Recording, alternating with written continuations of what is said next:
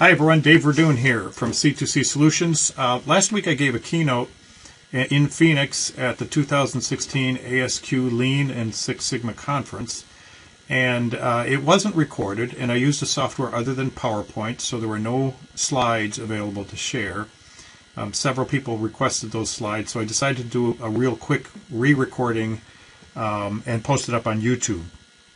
Now, the talk I gave had some interactive elements, so I'm not going to include those, but 90% of it will still be there. And this, I'm not sure how long it's going to turn out to be, and I may need to cut it into separate parts and put it up on YouTube, or maybe I can figure out how to get the whole thing up in one shot, but I won't know that until I'm done.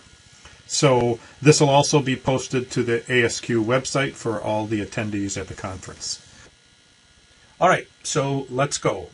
And the first question that I asked the group was, how many of you are creative or innovative? And I asked everybody to raise their hands. And I believe I got about 30% to raise their hands. So it means 70% did not raise their hands. And this is kind of important. There's a great quote Henry Ford has. He says, whether you believe you're a creative or not, you're right. And, you know, part of being creative and innovative is about your attitude. If you don't believe you are, you'll come up with nothing. But if you give yourself a little bit of credit and try to believe that you might be able to, you'd be amazed at what you come up with. So to further illustrate this, I showed the LinkedIn Hottest Skills of 2015. And everywhere or nowhere on this list was anything about creativity or inventive thinking as a skill, which, you know, begs the question, is inventive thinking and creativity a skill or a gift? And I think most people believe that it's a gift. You know, you're either born with it or you're not. And I believe that there's a certain truth to that, but I think that inventive thinking skills and creativity are our skills. I think everybody's born with a certain amount of creativity, but anybody, no matter where you are on the normal distribution of creativity, you can improve your skills by an order of magnitude. And that's what I want to talk to you about. Creativity and inventive thinking is a skill that can be developed. Okay, so this keynote, if you remember, we wanted to do things a little differently. We wanted to be a little bit more innovative in our talk about innovation. We wanted to make the keynote a little bit more experiential. We wanted to get people involved. We wanted to have everybody walk away with at least one innovation skill that they could use immediately. And we wanted to improve your ability to learn this information and network. So we found an additional use for the ASQ app that some of you downloaded. Most of you downloaded, I believe. So, okay, first thing I wanted to start out with was we're at a conference on Lean and Six Sigma, and we're talking about innovation. And one of the things I want to show you is how innovation is very complementary to these other two disciplines. And using the glass analogy, you know that the pessimist looks at a glass of water and, you know, can argue that it's half empty, and the optimist will say the glass is half full. What does the Six Sigma thinker say? Well, Six Sigma thinker will look at the glass and say, how do I reduce the variation in the clarity or the wall thickness or the strength? What about the lean thinker? They're going to have a little different perspective. They're going to ask, you know, why is this glass twice as big as it should be? And what about the innovative thinker? Innovative thinker is going to look at it even differently. Innovative thinker is going to ask, why do I even need a glass? Or what other ways are there to hold a liquid? Or why am I so thirsty? So the point here is, if you ask different questions, it'll bring you to different places, and that's what innovation is all about. Now, lean, quality, and innovation, I think, are very complementary. They all have a higher level goal, and Thomas Edison said it very well. He says, if there's a way to do it better, find it. And I think that's what each of these disciplines do. Lean tries to do things better, quality and Six Sigma tries to do things better, and innovation does as well. So if you look at a Venn diagram of these three things, all three of these disciplines are about doing things better. but they have a slightly different individual mission. You can argue that Six Sigma methods are about reducing variation. Lean thinking is about eliminating waste. And so what is systematic innovation? Well, that's about creating new value. So if you look at that Venn diagram, you'll see that there's some overlapping. There are some tools in the center there that all three of these methodologies use. But the point I want to show you is that there are some tools that are far different. Lean has their own tools that are different than innovation in Six Sigma. Six Sigma has methods that are different than Lean. And systematic innovation has some methods that are different than both of those, but they can be integrated. So I want to talk to you a little bit more about systematic innovation. And we actually have a working definition for it. You can see here. It's a framework, an appropriately structured framework. There's not too much structure, not too little structure. And it's a set of practical tools that anybody can use to create or improve products, processes, and services that deliver new value to their customer. So here are 10 very famous innovators. I think you probably know most, if not all of them. And the point I want to make here is that for every famous innovator, there's at least 1,000, probably 10,000 not so famous innovators. And the question is, is there any possibility to extract useful knowledge from these brilliant minds to help us be more creative? And the answer is absolutely. As a matter of fact, that's where all this systematic innovation stuff came from. It came from analyzing these great minds, analyzing great companies, great products, and extracting elements out of them. And we call these elements either patterns of innovation or principles of innovation. So there's tons of them, way more than dozens. I personally use about 36 methods, and I'm going to share with you a couple of them today. Three or four of them today. So these patterns or principles are reoccurring characteristics that can help predict future customer needs and product evolutions, which is our goal in creating new value, is to understand future needs so we can get there quicker and understand how systems are going to evolve. So I also asked everybody if they'd like to guess when the very first innovation was, which is kind of a rhetorical question, but through the use of Google and Gary Larson, I think I know who the very first innovator was. And it was a guy named Zog. Zog was a caveman. And if you look clearly in the background, back in 28,417 BC, Zog figured out a new way to cook that the other guys didn't know about. Now, it's kind of a silly example. It's a cartoon. But I want to show you two other examples and show you how all three of these have something in common.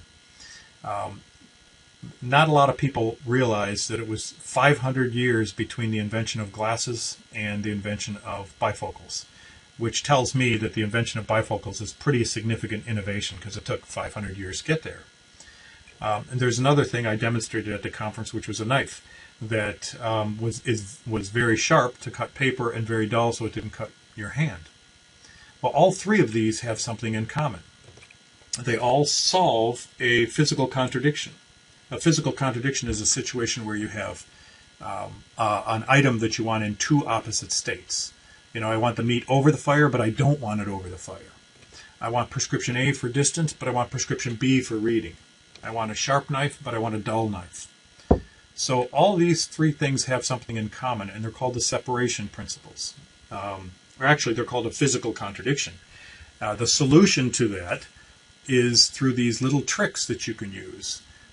Principles called the separation principles. There's 4 of them, and these 4 were designed for physical contradiction.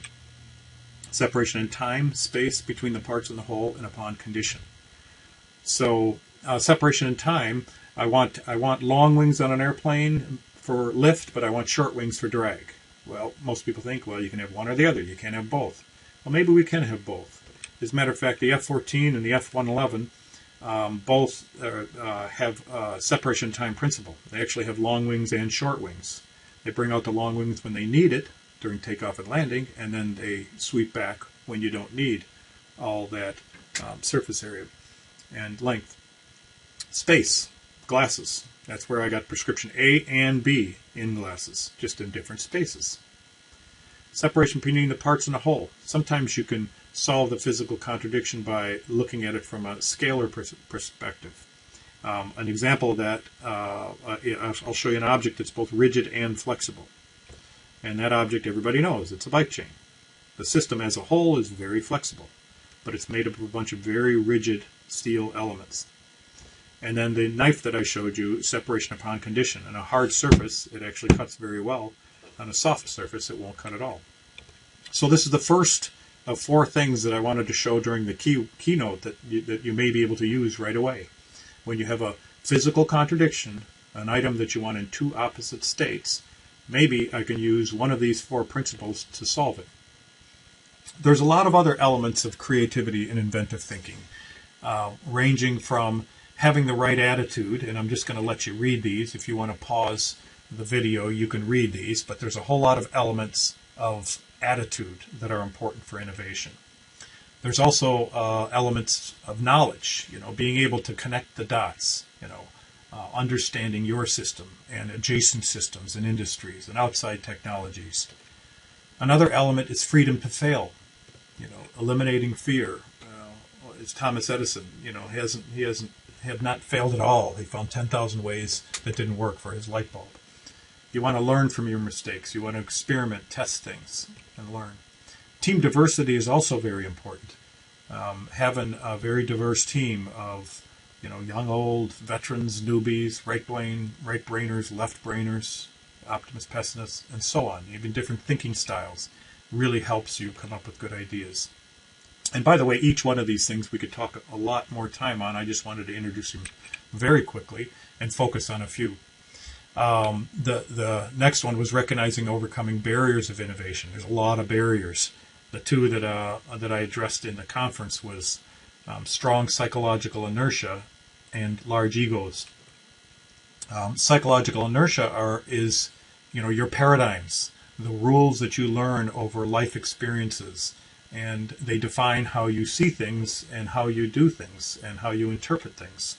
So sometimes this psychological inertia can be very strong, and it can limit you to what you see. And a couple of academic examples here. One, most of you have seen this optical illusion, but most people see a face, but some people also see the word liar.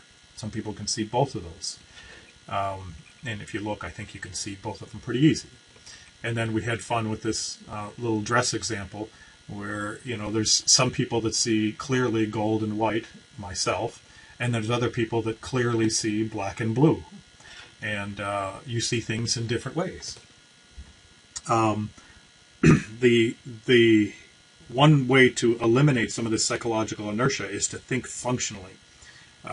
There's this concept of functional thinking and functional fixedness, and I'm going to very quickly demonstrate that. Functional thinking is where you describe goals in terms of a function, which is a verb-noun statement. So instead of trying to improve a projector, I'm going to try to improve the function of a projector, which is to project a computer image. And I might look for alternative ways to project a computer image. And there's a whole methodology behind that that's extremely profound and useful. Functional fixedness is a mental block where you see things working only in a particular way, and it blinds you to possibilities. And it's, by the way, a form of psychological inertia. The example I gave in the session was the function of a screen. If you boil it down, it's to reflect light. And a lot of people don't realize that you could have an ideal screen, which is no screen at all.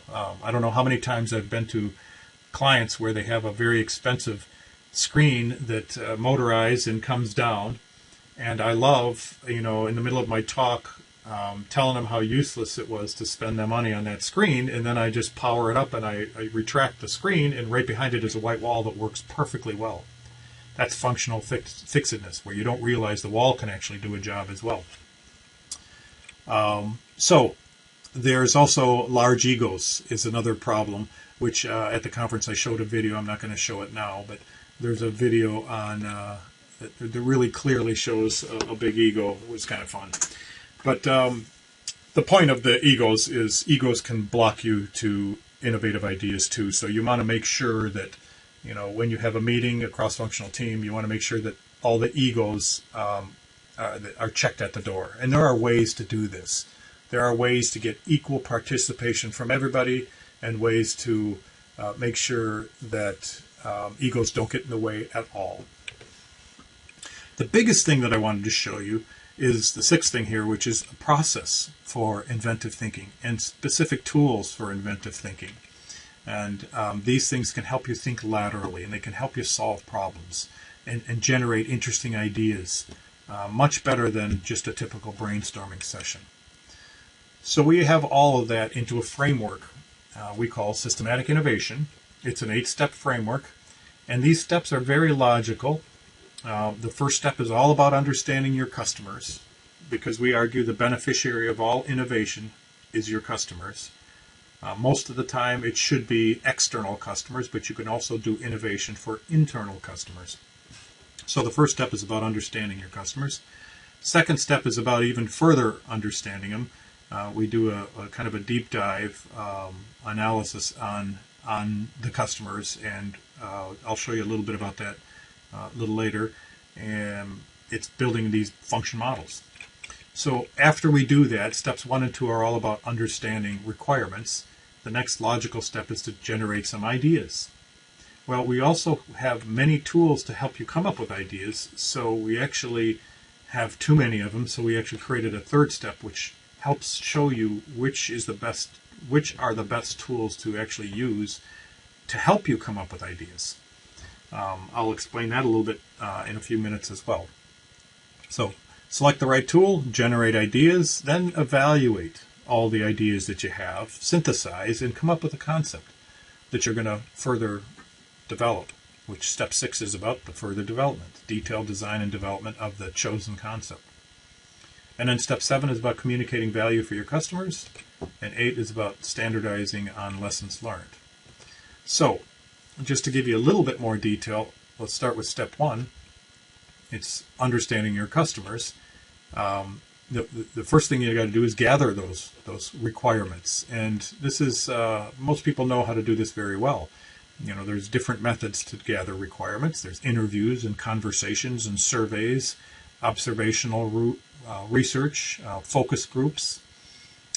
There's tools like the Kano model, which helps you get at different type of needs that influence satisfaction differently. There's the Kano survey. There's some interesting things you can do with the Kano survey. There's this thing called the cage model, which shows you how project teams often get the requirements wrong and what to do about it. I'd love to be able to show you both of those. Matter of fact, at the conference, I kind of challenged them. I said, I wanted to show you guys these Kano model and cage model, but I really don't have the time to do it. And what I was trying to get out of them is, recognize this is a problem. Here the problem is I want to show it to you, but I don't want to show it to you because I don't have time. So I was trying to make a link between this particular problem during the keynote and a tool that I just got done showing you, which is, hopefully you guys are all thinking about right now, it's the separation principles. Separation principles are ways of dealing with this, what's called a physical contradiction, when you have a mutually exclusive requirement. I want to show it to you, I can't show it to you. I want to, but I don't want to.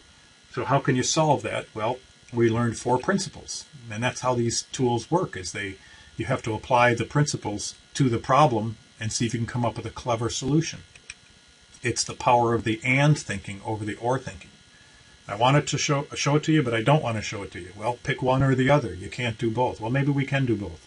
Matter of fact, I did. I want to show it. I'm going to show it to them, but I'm not going to show it to them.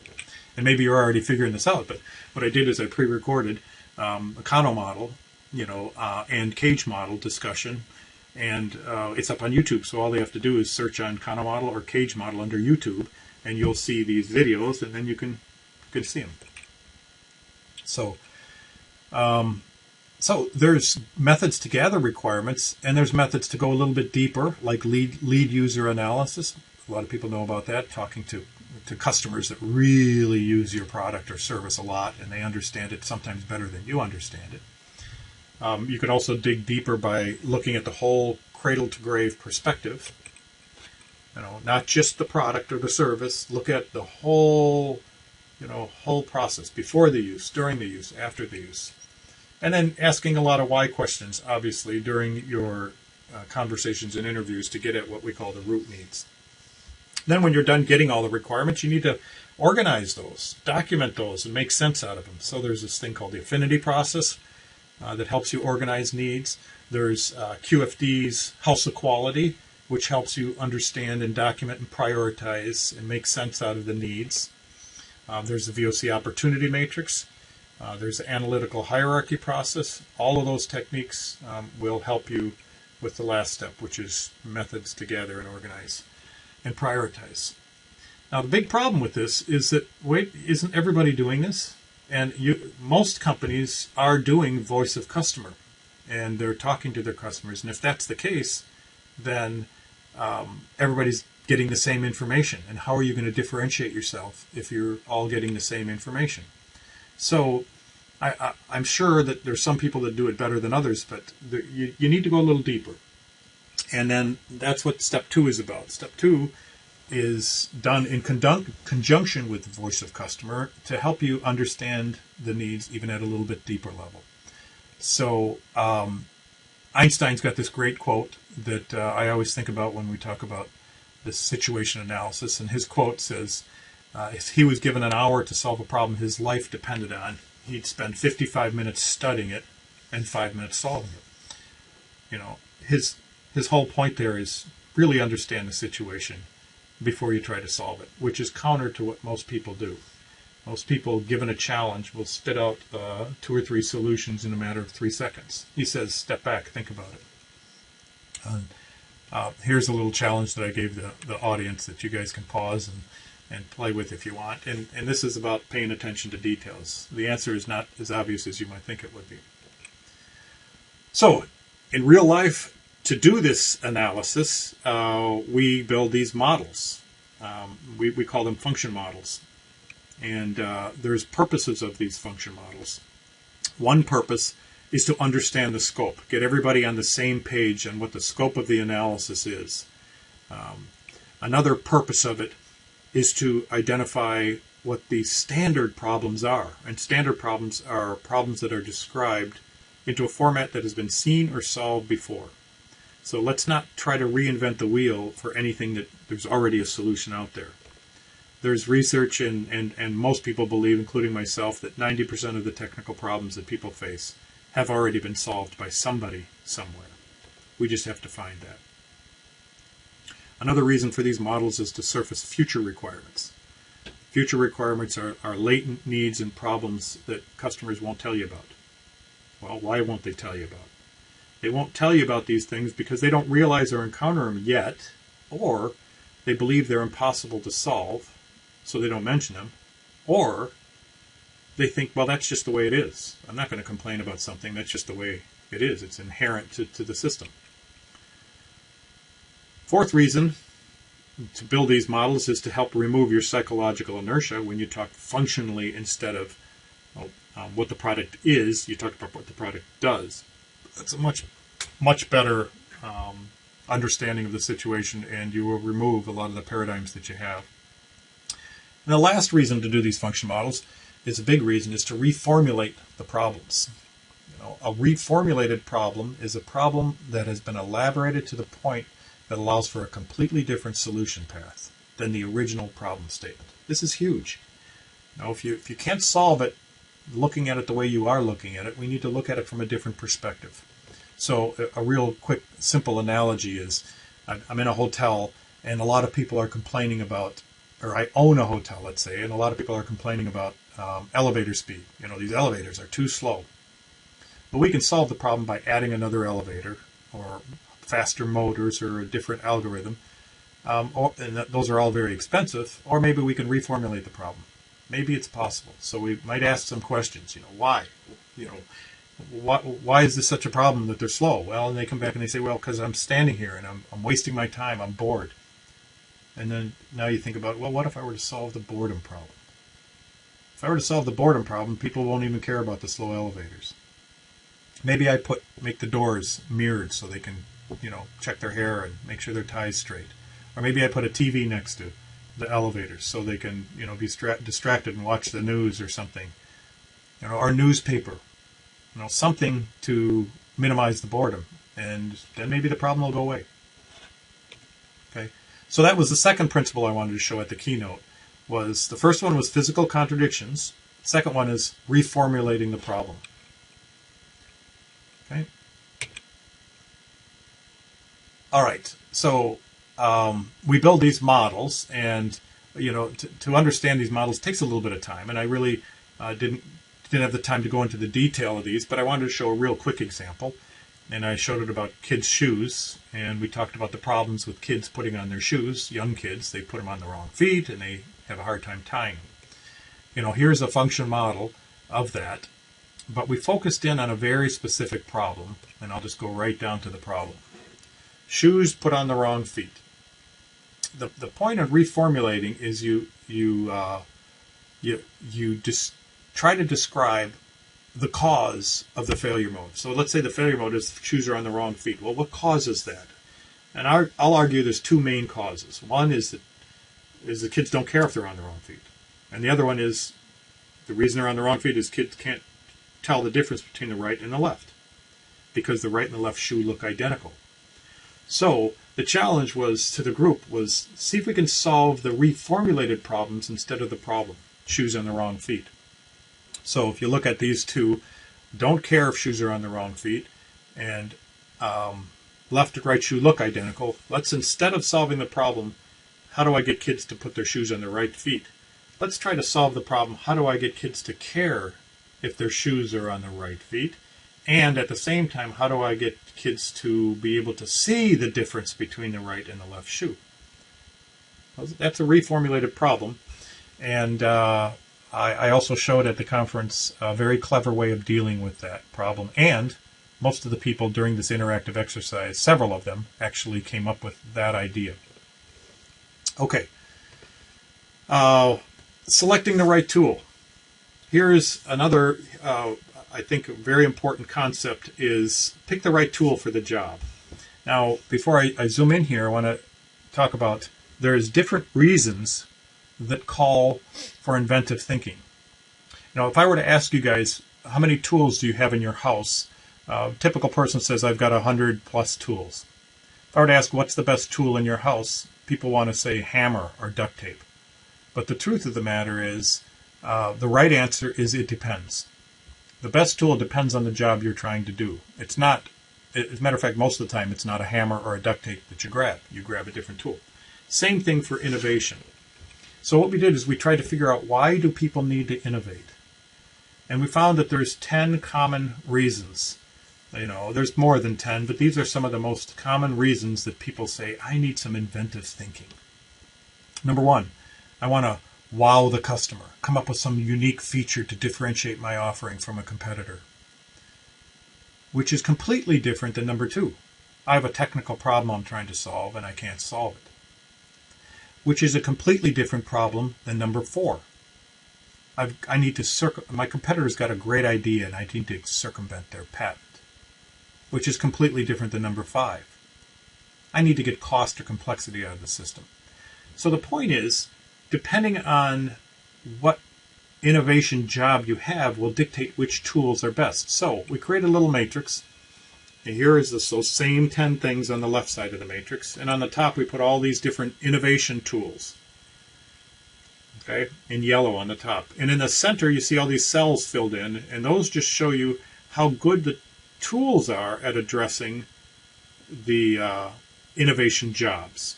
So depending on the job you have on the left in pink, that will dictate, going across horizontally, which tools best address your situation. Okay. So then I talked about a couple of tools. I introduced two tools here. One of them is, well, first of all these tools are about lateral thinking to help you think a little differently. And there are tools in that toolbox that are based on science and technology, left brain tools. And there are tools that are based on psychology, which we call the right brain tools. There's a mixture of right and left brain tools. And these are all the 36 tools that we currently use. And even some of these tools have tools within it. So, matter of fact, you already learned one of these in the lower left-hand corner, the separation principles. There's actually 4 tools within that, 4 principles. Okay. Another method that you learned a little bit, well, actually we didn't talk about it much, but a little bit, is this situation analysis or function modeling, where we build these models to represent the customer's situation. And we bring out all the useful functions and the harmful functions and so on. There's many other. There's a trees tool called the 40 Inventive Principles. In that one tool, there's 40 tools within it. What I want to do is show you one of the principles. So first of all, these 40 inventive principles are about a certain type of problem, which is called a contradiction, where you have two parameters fighting. I want to improve the fuel economy on the car, but I hurt the acceleration. Or I want to improve the strength of something, but I hurt the weight. I want to make something lighter, but now it's not as strong. So some people call this whack-a-mole engineering. You fix one problem and you surface another problem. Well, the guy who created trees, he created a little matrix which had on the left side all the parameters that typical engineers are trying to improve. And he put the same list on the top of a matrix. And as he discovered clever ways of dealing with conflict, he would organize that in the cells. So a very classic one is strength and weight. Lots of people want to improve strength and they hurt the weight. And he found there were several principles on how to deal with that. One very common one everybody knows about is number 40, Inventive Principle 40, which is composites. Composites is a great way of dealing with strength and weight. I can improve the strength without hurting weight or maybe improving weight. Okay, so there's a whole bunch of these 40 inventive principles. And you can see the list here. I want to give you one example which I thought is a very interesting example. It's about organ donation. In the U.S., we don't have nearly enough organs. You get on a list, you have to wait a long time. In Spain, you don't have to wait nearly as long. As a matter of fact, they have too many organs. Now, how can that possibly be? They have so many extra organs, they have to give them to other countries. They export them.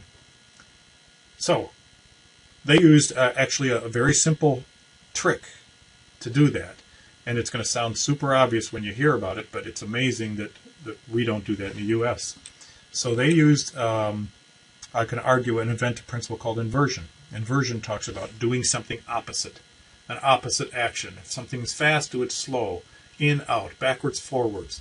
So the way the Spanish, or the way the Americans do it, is we have an opt-in program. You opt in to donate your organs. So you probably all figured out now that Spain has an opt-out program.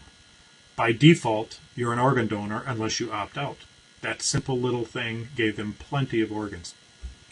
Okay, and here's the Band-Aid. If you want to take a Band-Aid off, most kids will take it off slowly, but we learn as adults that the opposite is much better, fast. Take it off fast and it's less pain. I gave kind of a humorous little example here. Not really using inversion, but I call the U.S. side of Mount Rushmore. And some people have never seen the Canadian side, but here's the Canadian side of Mount Rushmore. Probably doesn't look just like that, but it's funny. An example of inversion, maybe a real example here. Humans observe tigers in a cage. So if you think creatively and you think inversion, maybe you can come up with some interesting idea that will have some value for your customers. And here is an example of tigers observe humans in a cage. This is a zoo in Germany. I can't remember exactly which one it was, but for a short period of time they had this going on. And that was the third principle I wanted everybody to understand. Is one of the 40 inventive principles called inversion. Sometimes when you think opposite, you can come up with some interesting ideas. Second was reformulating the problem. First was separation principles. And then I ended up with memorable sensory experience. Basically what this technique is all about is enhancing the experience. This is the fourth principle. Enhancing the experience for your customer. So we know about the 5 classic senses. We also bring in extra intelligence, humor, entertainment as a seventh, sixth and seventh. So if the whole point of this is the more senses that you can involve in an experience, we call it a polysensual experience, the happier the customers are. Customers love an experience. So if you look at these 7 senses, and if you can try to incorporate those into your offerings, whether the products, services, or software, you can enhance the experience and maybe gain a little bit of increased value for your customers. So the senses, and these are just some quick examples. Sight. There's an airplane that puts cameras on the nose and the belly that allows all the passengers to see what the captain sees. This is there's a faucet, that's tied to a knot. Interesting. The iPhone, when it first came out, was beautiful, award-winning. Everybody copied it. Komatsu kitchen knives that are color-coded for use and to eliminate cross-contamination. And here's a hot dog lunch for a kid that the kid would love his mom forever, giving him that. That just really enhances the experience for the kid. Sound. What can we do with sound to improve the sound? Or maybe eliminate sound. Sometimes enhancing a sense is elimination of it. Sometimes it's an addition of it. There's a SpongeBob voice that'll come on one of the GPSs, allowing you to have SpongeBob give you the directions. There's this bone conducting technology for the snorkel, that allows you to listen to the radio and it actually vibrates your teeth. There's no speakers involved. There's a wine glass that designed a glass so it's a very elegant pouring, just to enhance the experience of drinking a glass of wine. Touch. What can I do with touch to make the product feel better? The OXO utensils are famous for their ergonomics. This is a super soaker that's very cold because you can actually put ice in it, ice cubes in the back of it, and then you pour the water in and you have a really cold squirt gun. There's different tactile feedback on surfaces. The first one was a BlackBerry Storm that had vibrating buttons. There's this new technology that I think they're working on to a perfectly flat screen. You can actually feel contours because of the electrical stimulation it does on your fingers, and you can actually feel a little button. That's not out yet, but it's coming out. Smell. Can I incorporate smell to enhance the experience? The Mr. Sketch's markers, is a great example of that. There's cars coming out now that have aromatherapy on them, where you can get several different types of aroma and different potencies levels. And Java log on the upper right here is coffee grounds. It's a composite log that's made out of coffee grinds. And taste. Taste really doesn't work very well unless you have a product that goes in the mouth. But you can argue the first dental floss, was just wax string, and somebody came up with a mint impregnated dental floss, and they had a big market share increase when they did that. They enhanced the experience a little bit. Extra intelligence is a huge one. Can I build in smarts to my product? Can I make my products more intelligent? There's a basketball here that shows you how good you're dribbling. There's an app that's available for it, a little sensor that's inside the basketball. There's on the excavator here on the upper right, there's sacrificial sensors that tell you when systems are wearing out. It gives you extra information. In the bottom, in the center, there's a vehicle that shows you how green you're driving, and as you're driving greener, the leaves actually start growing, and when you step on it and accelerate too much in speed, the leaves fall off. There's a traffic light that tells you when it's going to turn green on the lower right. Humor is another good thing. Can I bring in humor? Can I bring in humor to the situation in any way? Southwest Airlines is known for their humor, and this, I don't know if you can read this, but there's a little bum there that says, it's got a sign that says "Need cash for alcohol research." I'm certain that bum makes a little bit more money than the other bum across the street, just because he's got a sense of humor. So those are the 4 innovation principles that I wanted to very quickly demonstrate and have people use at the conference. And if you were at the conference, you saw that we actually encouraged people to participate a little bit better. And one of the ways we did that was by using the app. By the way, I'm continuing this in the video because those of you who were at the conference, you can still go back to the app and see some of the ideas that people participated in or entered. There were some great ideas. So, we wanted people to get involved with coming up with ideas, sharing some ideas that they're familiar with from their company, that using the physical contradiction or the reformulating problems or inversion or memorable sensory experience. So We gave people some instructions on what to do. And if you remember, we gave away a few prizes for their participation. Great prizes. And the ideas were supposed to come from anything that you heard at the presentation, or any ideas your company implemented, or maybe should implement it, or maybe you heard a competitor that implemented something. Some people just came up with some brand new ideas. We gave you a protocol on how to do it. Just put in the hashtag, the method that you used, and a short explanation, and I think most people followed that very well. I think there was about 50 or so, 50 to 60 ideas that were implemented. Some people put pictures in as well.